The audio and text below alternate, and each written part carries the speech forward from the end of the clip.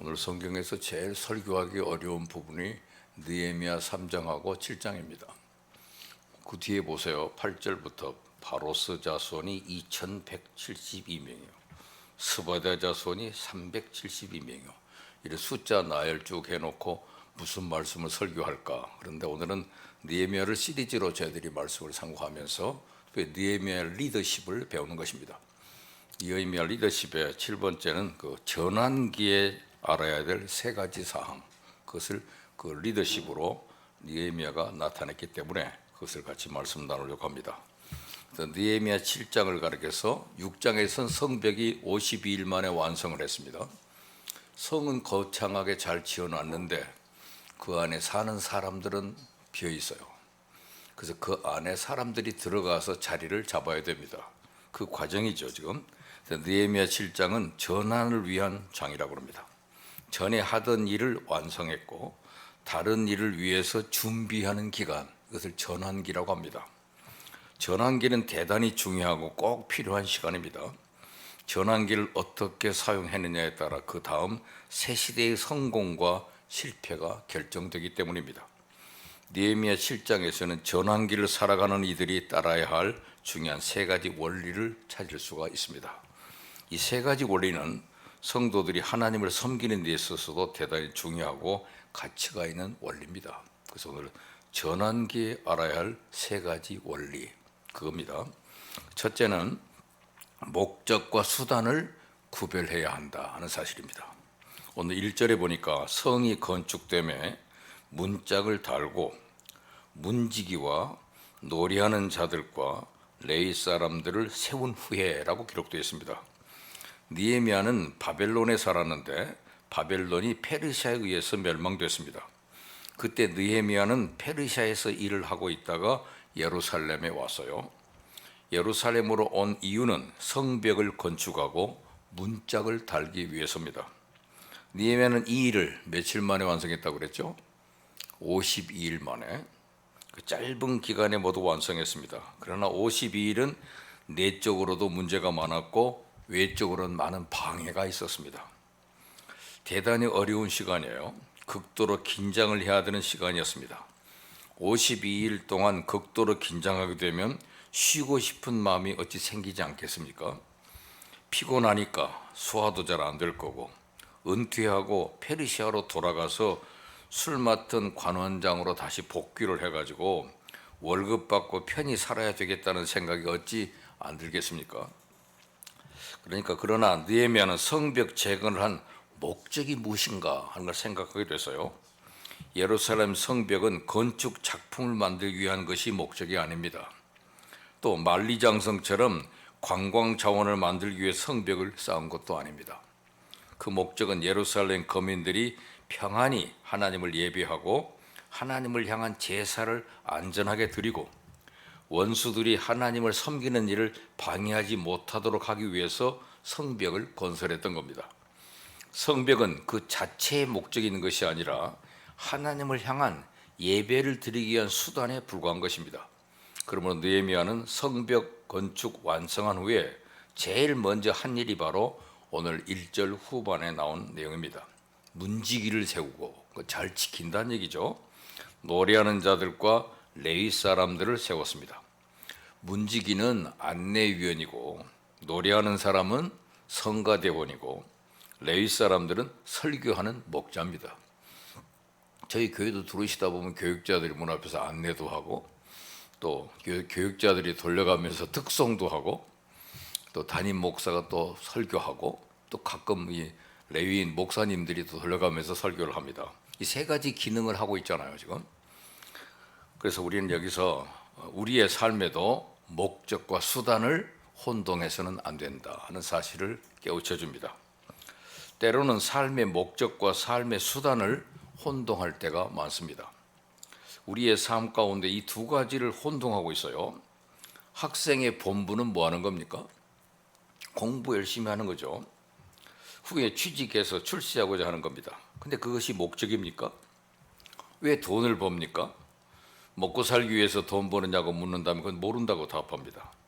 우리나라 시에도 우리 시에 그 제목이 이런 게 있어요. 왜 사느냐고 물으면 웃지요라는 제목의 시가 있더라고요. 왜 사느냐고요? 그러면 물어보면 웃지요 그래요. 모르면 웃는 겁니다. 목적을 모르는 겁니다. 외국인이 와서 이렇게 얘기를 하면 영어로 말하면 갑자기 대답할 말이 없으면 웃잖아요. 지난번에 우리나라 대통령 한번 영어를 못하는 분이에요. 그러니까 외국 대사가 뭐 얘기를 하니까 웃고 있더라고요. 알아들어서가 아니라 뭔 말인지 모르니까 웃는 거죠. 모르면 웃지요. 맞아요. 우리가 아는 웨스트민스터 소요리 문답 제1번에 보면 사람의 제일 되는 목적이 무엇인가 하고 물어봅니다. 그 답은 뭐예요? 하나님을 영화롭게 하는 것과 영원토록 그를 즐거워하는 것이다. 이 정도는 알아야 신자입니다. 당신이 살아가는 목적이 뭐냐? 사람의 제일 되는 목적이 뭐냐? 그 물어보면 하나님을 영화롭게 하고 영원토록 그를 즐거워하는 것이다. 그래서요. 그의 목적은 하나님을 영화롭게 하는 겁니다.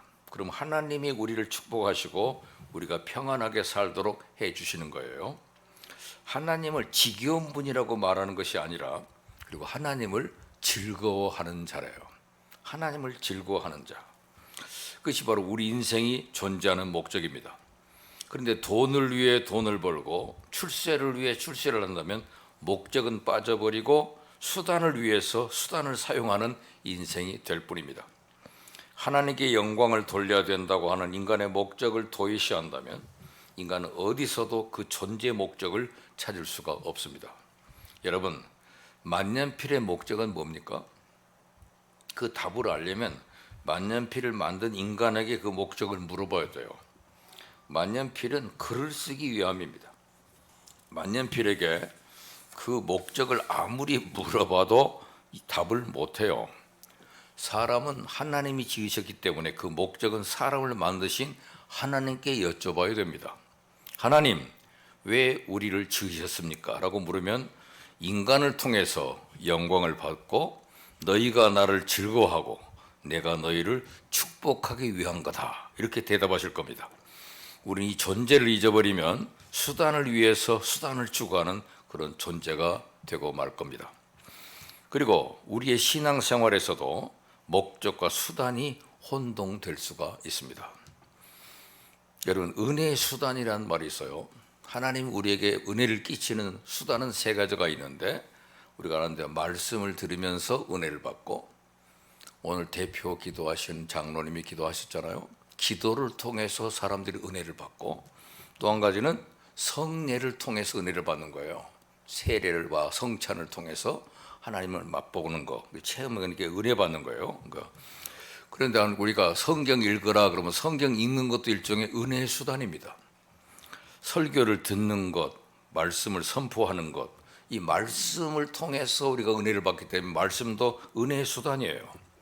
기도하는 것, 새벽 기도 드리는 것, 이렇게 늘 기도하는 것 자체가 은혜의 수단이고 성례전에 참여하면서 성례전에 참여는 동시에 성도의 교제예요. 성도가 함께 떡과 잔을 나누는 거잖아요. 함께 식사의 교제를 나누는 건데 조금 주잖아요. 상징적인 의미로 주기 때문에 성만찬이라고 그래요. 성찬, 거룩한 음식입니다. 그걸 같이 나누는 게 성도의 교제예요. 이렇든 그 자체로 이런 것들이 자체가 목적이 있는 것이 아니라 하나님의 은혜를 받는 수단이라는 겁니다. 이런 수단을 통해서 이루고자 하는 목적이 있어요. 우리가 예배에 참여해서 무엇을 이루고자 합니까? 하나님을 만나고 예수님의 형상을 우리가 담고 구원받고 하나님이 거룩한 것처럼 우리도 거룩한 사람이 되고 하나님의 뜻을 발견하여 실천하고 순종하는 것이 목적입니다. 성경을 왜 읽습니까? 성경을 통해 하나님의 뜻을 알고 우리 인격이 변하기 위해서입니다. 왜 우리가 말씀을 듣습니까? 말씀을 통해 하나님을 만나고 하나님의 뜻을 알고 그 뜻에 순종하기 위함입니다. 만약에 이런 목적을 잊어버리고 수단에 참여하는 것만으로 만족한다면 그 효과는 반감될 수밖에 없어요. 새벽 예배, 성경 읽기, 기도 열심히 하는 이유는 예수님이 향기를 나타내고 많은 사람들에게 예수님을 드러내고 예수님 닮은 인격이 되기 위함입니다. 그런데 새벽기도 끝나고 가다가 남의 집 울타리를 보니까 호박이 열리니까 호박을 하나 따서 가지고 갔다. 남의 거를 따갖고 가는 건 도둑질입니다. 이거는. 그러니까 새벽기도 끝나고 남의 집 호박 따가지고 가면 그게 무슨 소용이 있겠어요? 무슨 목적을 이루는 기도입니까? 그래서 우리 신앙생활에서도 목적과 수단이 혼동될 수 있다고 말이죠. 또 우리 가정생활에서도 목적과 수단이 혼동될 수도 있습니다. 자녀를 낳아서 좋은 교육을 시켜주고 가정을 행복한 분위기로 만들고자 우리는 애씁니다. 이것은 수단에 불과한 것이지 그것은 목적은 아닙니다. 목적은 하나님께서 우리 자녀와 우리 가정을 통해서 영광을 받으시도록 하는 것이 목적입니다. 그래서 유태인들은 자녀를 낳는 목적이 뭐냐, 결혼하는 목적이 뭐냐부터 물어보면 결혼을 하는 이유는 경건한 자녀를 얻기 위한 거라고 그래요. 결혼해서 뭐하게? 경건한 자녀를 얻는 겁니다. 얘들이 애를 낳았는데 애가 하나님을 예배하지 않고 부모를 공경하지도 않는 아이, 그건 암만 금쪽 같은 내 새끼 봐도 고쳐지지 않아요. 자녀를 낳는 목적이 뭡니까? 이 아이가 경건한 자녀가 되게 하는 것이 자녀를 기르는 목적이에요. 하나님을 예배하고 찬양할 수 있도록 그런 자녀를 만들어낸 것이 우리의 삶의 목적인데 그 목적을 잃어버리고 아이가 낳았다고 애 말대로 애가 원하는 대로 다 해줘 버리면 아이는 망가지는 거죠. 어떤 나이 드신 분이 딸을 미국에 유학 보냈습니다. 대학을 마치고 대학원까지 공부했습니다. 공부하느라고 한국에 자주 오지 못했어요. 아빠는 딸이 보고 싶어서 오래가면 미국에 갔습니다. 이렇게 돈을 많이 들였으니 훌륭한 사람이 되었을 것이라고 생각했습니다. 딸을 만나자 예쁘고 기특하다면서 와서 그냥 딸을 보자마자 머리를 쓰다듬었더니 딸이 이렇게 말하더래요. Don't touch me, daddy. 그래서요. 아빠 나 만지지 마. 그랬더니 아빠가 딸을 만져도 범죄랍니다. 요새는. 아빠가 무척이나 마음을 상했어요. 그동안 정성 들인 것이 생각이 얼마나 억울합니까? 여러분, 우리가 이런 소리 들으려고 자녀를 길러 교육시켰습니까? 애가 외국어 좀 잘하면 좋다고 고생해서 그다 돈 올인해가지고 키우고 나중에 가서 한 번씩 당하고 와야 이제 정신 차리려는지 모르겠도 우리 자녀들이 잘 자라서 하나님 나라의 귀한 일꾼이 되고 하나님께 영광을 돌리고 자타에 유익하고 세상에 유익한 인물이 되라고 양육하고 교육시킨 것입니다. 이것이 목적이죠. 여러분, 우리는 잘못하면 우리 인생은 수단에만 집착하고 목적을 잊어버릴 수 있단 말이죠. 길 가는 사람에게 어디 가세요? 하고 물어보니까 모르겠는데요. 이렇게 말하면 도대체 그 사람은 어디 가고 있는 거예요? 정말 우스꽝스러운 일입니다. 택시를 탔는데 기사가 치매에 걸렸대요. 손님도 마찬가지로 치매에 걸린 사람이에요. 한참 가다가 자기가 어디 가는지를 잊어버렸어요. 택시 기사한테 물어봅니다. 지금 어디 가는 거요? 그랬더니 택시 기사가 하는 말이 언제 타셨어요? 그래요. 우리 인간은 지금 먹고 돈 버는 거, 노력하는 건 모두 목적이 있습니다. 먹고 사는 것 그 자체가 목적이 아니에요. 그것은 수단에 불과한 겁니다. 그것을 통해서 우리는 하나님의 뜻을 이루어 나가고 하나님께 영광을 돌리고자 하는데 우리의 근본 목적이 있다는 사실을 결코 잊어서는 안 됩니다. 하나님을 영화롭게 하고 영원토록 그를 즐거워하는 것이다. 그것이 인간의 목적이란 말이에요. 그 목적이 잃어버리면 지금 우리는 어디로 가는지도 왜 내가 사는지도 모르겠어요. 아침 드셨어요? 그럼 아침이 뭐예요? 이렇게 살면 이게 사는 겁니까? 이게 사는 데는 목적과 수단이 있다는 사실인데 우리 생활에서도 목적과 수단을 혼동할 수도 있다는 사실이죠. 두 번째 오늘 배우는 것입니다. 첫 번째 아까 중요한 테마는 목적과 수단을 구별하라. 두 번째입니다. 휴전 상태와 평화 상태를 구분해야 됩니다. 휴전하고 평화는 달라요. 지금 느헤미야는 산발락과 도비아와 게셈이라는 악한 사람들에게 수없이 공격을 받았습니다. 근데 느헤미야는 공격을 다 막아내고 성벽 건설을 완성했어요. 느헤미야 6장 16절에 보니까 우리 모든 대적과 사면 이방 사람들이 이를 듣고 다 두려워하여 그 스스로 낙담하였으니 이는 이 역사를 우리 하나님이 이루신 것을 알미니라고 기록되어 있습니다. 이제는 느헤미야를 방해하는 것도 틀렸고 이제 성벽도 완성되고 문짝도 달했구나 하면서 낙담했다는 겁니다. 그러나 느헤미야는 이제는 전쟁이 끝났다고 안심하지 않았습니다. 느헤미야는 잠시 휴전 상태라는 사실을 알고 있었어요. 원수들이 아직 죽은 것도 아니고 살아있어서 호시탐탐 예루살렘이 약해지기만 하면 공격하려고 기회를 엿보고 있습니다.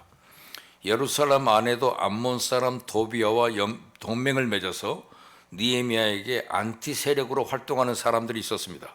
그들은 항상 느헤미야를 비판하고 협박합니다.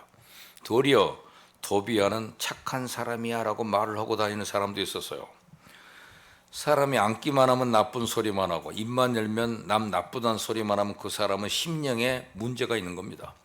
비판하고 협박하고 딴지 거는 사람이 되지 말고 장점을 보고 격려하고 세워주고 키워주는 사람이 되어야 되죠. 사람과 사람이 만나면 재미가 있어야 되고 대화하면 유익이 있어야 됩니다. 비판만 하는 사람은 왕따가 되기 쉬워요. 미국 사람들은 가정생활에 있어서도 아버지가 웃음소리를 자꾸 합니다. 아버지가 책을 가지고 연구를 해요. 또 미국 사람들은 결혼식 때 주례자가 웃기는 소리를 많이 한다고 합니다. 어떤 남녀가 결혼을 했습니다. 결혼 후에 보니 신랑이 한쪽 눈이 장애가 있더래요. 가짜 눈을 꼈고 한쪽 눈만 가지고 사는 사람입니다. 부인은 속은 게 억울했는지 결혼 전에 왜 그 얘기를 안 했냐 하고 따지며 물었어요. 근데 신랑이 내가 왜 안 했어? 만나자마자 난 한눈에 반했다고 그랬잖아. 주례할 때 그 유머를 사용하면서 이렇게 분위기를 좋게 한답니다. 여러분, 우리는 비판하고 협박하고 그런 것보다는 격려하고 위로하고 세워주는 사람이 되어야 돼요. 느헤미야는 상대가 이렇기 때문에 이 상태가 평화 상태는 아니라고 합니다. 저도 고등학교 교사를 한 4년 하고 이제 교수를 한 20년 했는데요. 그래도 학생들한테 계속해서 강의 요청을 받는 이유는 제가 한번 강의를 하다가 보니까 어떤 그 연극을 전공한 분이 와서 강의를 들었어요. 그분이 박사학위를 받은 분인데 그분이 끝나고 나더니 목사님은 연극학에 맞춰서 설교를 하시네요 그러더라고요. 그래서 어떻게 설교하는데 연극학의 원리에 맞게 하냐 했더니 목사님이 대화하는 거 보니까 7분마다 한 번씩 웃긴대요. 내가 계산해 봤대. 딱 7분마다. 이건 정확하대요. 아주 7분마다 한 번씩 웃기는 말을 해서 분위기를 풀어주는 사람은 오래오래 교수할 수가 있대요. 계속 똑같은 말하면 지루해져 버리잖아요. 다 쪄나라 가인데 놓고 설교하겠습니까?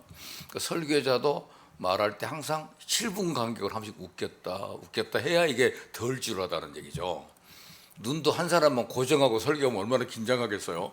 눈을 여기 봤다 여기 봤다 서치라이트처럼 잘 조정해 가면서 눈도 골고루 분배해서 해야 설교죠. 어떤 사람은 회중은 안 쳐다보고 여기만 쳐다보다가 무궁화꽃이 피었습니다 이렇게 하듯이 이런 식으로만 설교하면 되겠어요. 이게 움직이면서 다룰 줄 아는. 목사님은 그거 타고나셨어요 그러더라고요. 한양대 박사과정 공부하신 분인데 나도 몰랐어요. 연극학에서 그렇다. 어떤 분이 자기가 이번에 유치부 전도사가 됐는데 어떻게 하면 좋겠냐고 해서 내가 애들을 7분마다 웃겨라 그랬어요. 가끔 움직이게 하고 웃겨주고 그래야 유치부 선생을 하는 거고, 유치부 애들은 존댓말을 안 하면 같이 반말하기 때문에 꼭 존댓말로 말해라. 얘 몇 살이에요? 그러면 7살이에요 이러고, 몇 살? 그럼 7살. 그래요. 똑같아요. 애들이 유치하니까 유치한 사람처럼 해서 그 애들이 항상 존댓말을 해줘야 걔들이 말을 존대한다 그랬어요. 사람들을 다루는 법을 알아야 되는 거잖아요. 웃기는 법도 알고.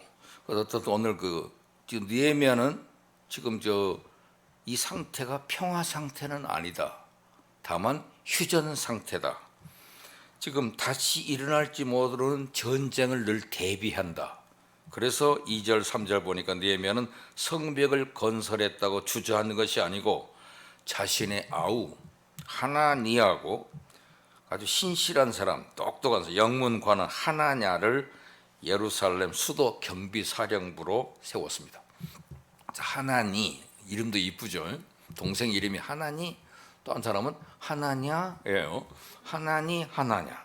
하나는 동쪽 담당 수도 경비사령부, 하나는 서쪽 담당 수도 경비사령부로 세워서 예루살렘을 지키게 하고 성문을 파수하는 사람들에게 성문을 열고 닫는 수칙을 세워줬습니다. 밤중에는 절대 열지 마라. 새벽에도 열지 마라. 해가 중천에 뜰 때만 열어라. 그리고 성벽을 파수하는데도 자기 집 맞은편을 파수하게 하라.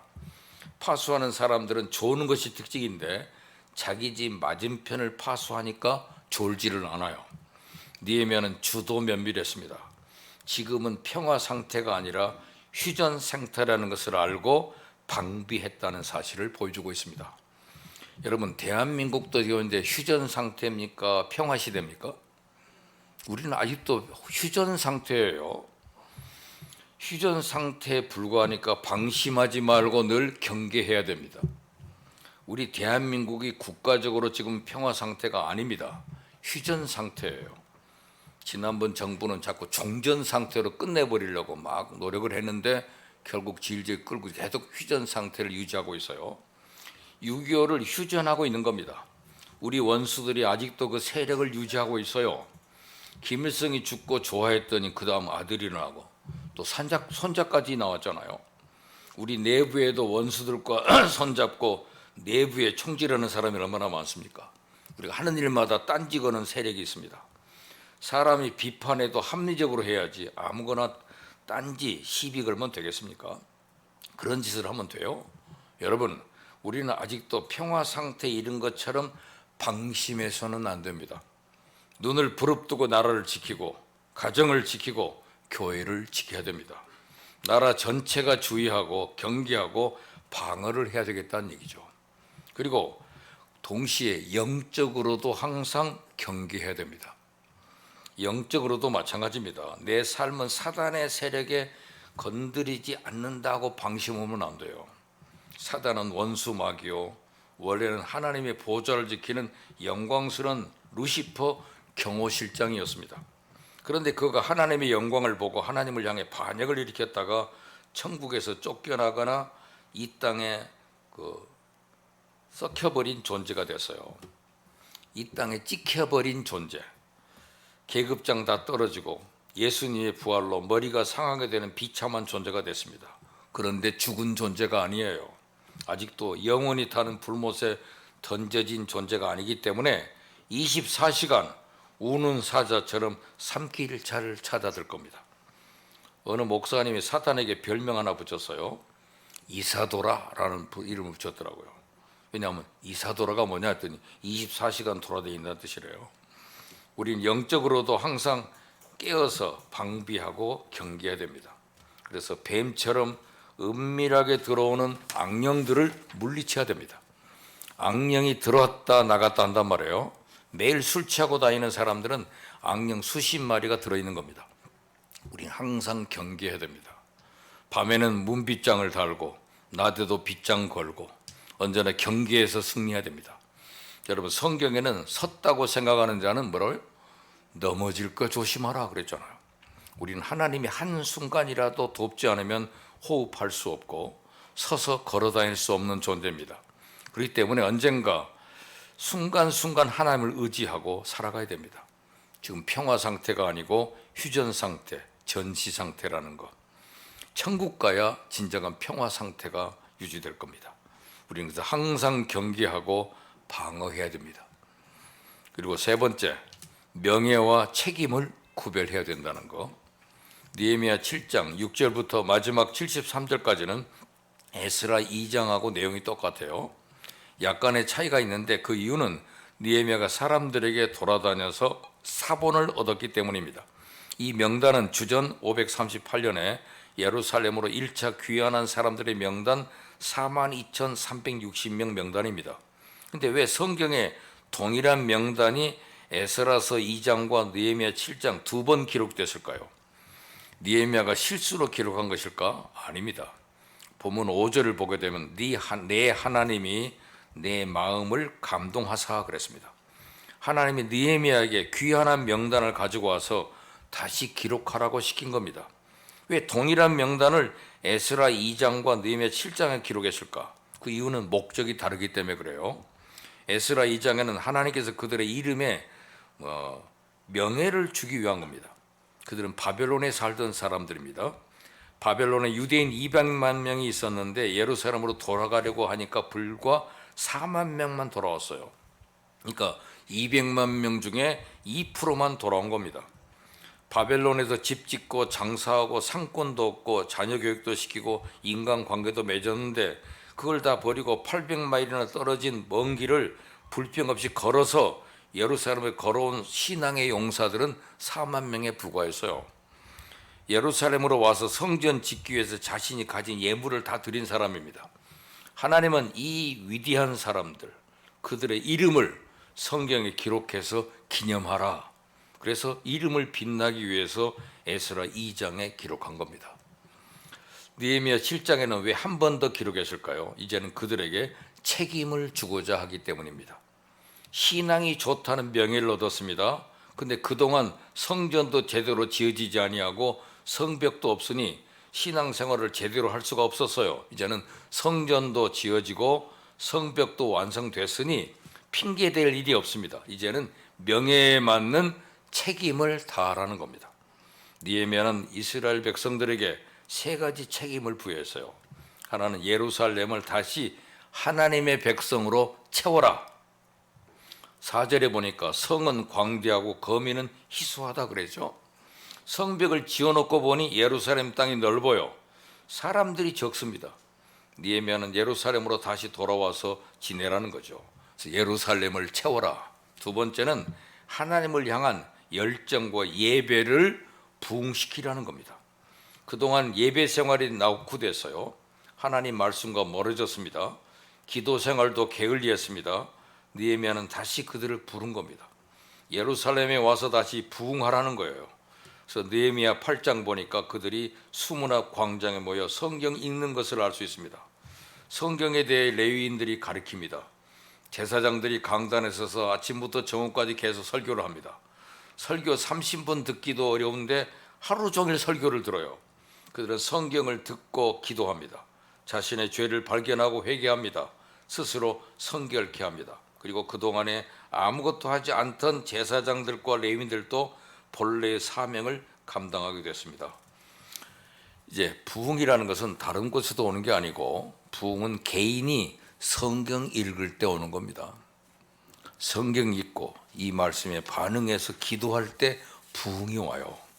그래서 자꾸 교회가 성경 읽으라 그러잖아요. 이번에 성경을 읽는 분이 그러더라고요. 성경 읽다 보니까 또 다시 가슴이 뜨거워진다는 거예요. 성경을 읽고 나면 나중에 뜨거워지고 은혜를 입어요.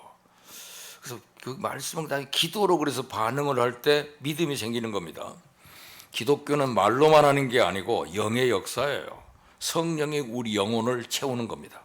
우리 영혼을 채우게 되면 우리 영혼에 기쁨이 넘치게 되고 성령의 역사를 보게 되고 눈에 보이지 않지만 하나님의 운행하심을 경험하게 됩니다. 그러면 우리는 하나님의 진실로 계시는구나. 내 기도를 들으시는구나. 하나님을 더욱 사랑해야겠다. 하나님 뜻은 이루어야 되겠다고 알게 됩니다. 그리고 예루살렘을 번성하는 도시로 회복하라는 명령이잖아요.